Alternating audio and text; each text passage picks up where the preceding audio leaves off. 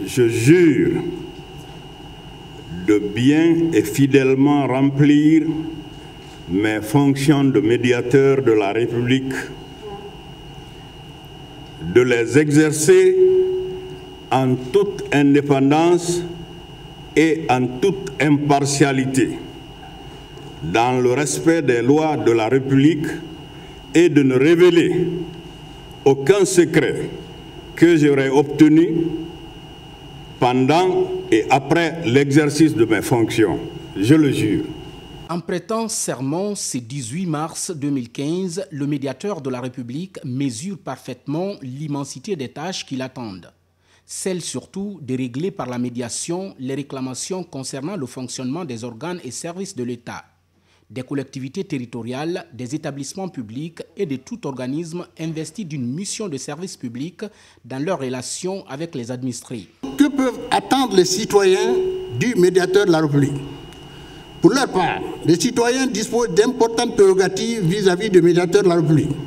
C'est ainsi que toute personne physique ou morale qui estime à l'occasion d'une affaire la concernant qu'un des organismes de l'État, des collectivités territoriales, des établissements publics et de tout organisme investi d'une mission de service public n'a pas fonctionné conformément à sa mission,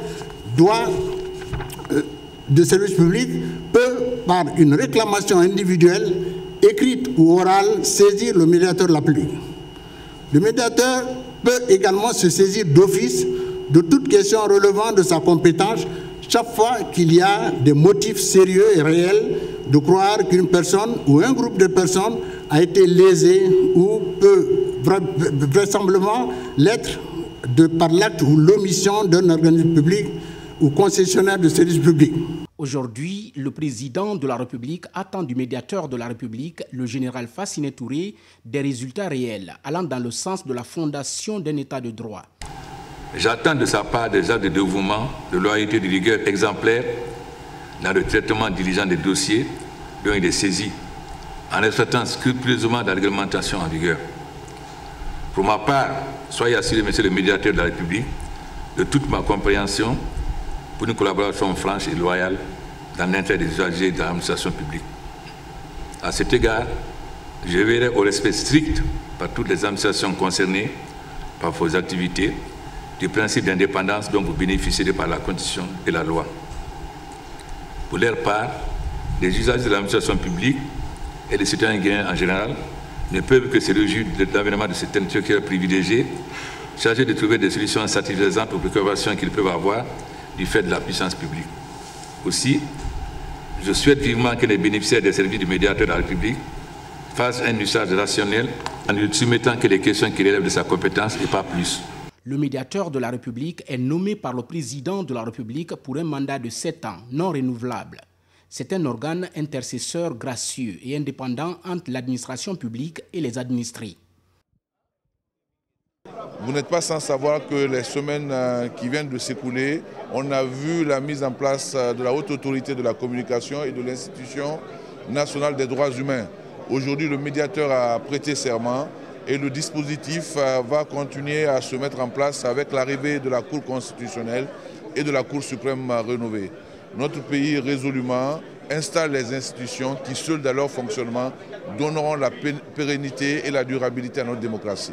Pour le système des Nations Unies, l'installation de cette institution vient à point nommé parce que, comme vous le savez, c'est une personnalité qui avait été nommée depuis quelque temps et l'officialisation de sa nomination va un peu réconforter les Guinéens pour la gestion des conflits. Donc, surtout en cette période où on s'oriente vers des périodes plus ou moins tendues, je pense que le médiateur sera pour une importance capitale pour la Guinée. Je crois que ce acte de serment accomplit une des étapes importantes de la marche de la Guinée vers une démocratie réelle. Nous estimons que les garanties d'indépendance, d'impartialité consacrées par la loi organique seront respectées scrupuleusement par l'homme qui a été investi à cette fonction et que les citoyens guinéens feront bon usage de cette nouvelle institution. De l'Assemblée nationale, nous sommes venus à l'affirmation de la Cour suprême, pourquoi pas à la haute autorité de communication. Aujourd'hui, c'est le médiateur de la République. Cela explique la volonté politique du président de mettre les citoyens dans toutes les garanties, de les ouvrir les droits qui leur sont dévolus, le droit de l'homme. Chaque citoyen a désormais, qu'il soit du public ou du privé, des recours, de nouveaux recours à côté de la justice pour s'affirmer, pour revendiquer, mais sur des bases rationnelles conformément à la loi.